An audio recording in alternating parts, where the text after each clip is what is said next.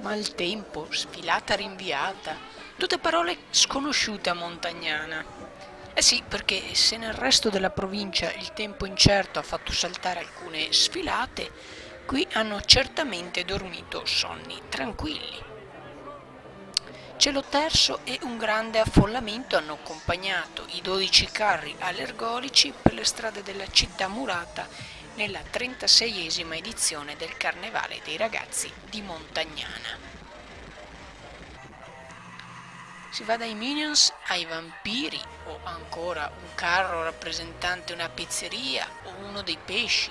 La fantasia non è mancata e sicuramente neanche il divertimento.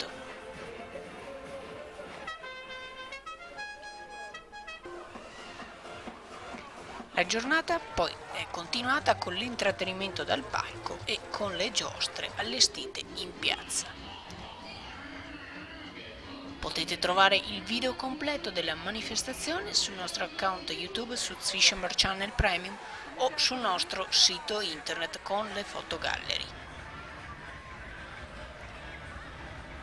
Zwishamber Channel News, Montagnana.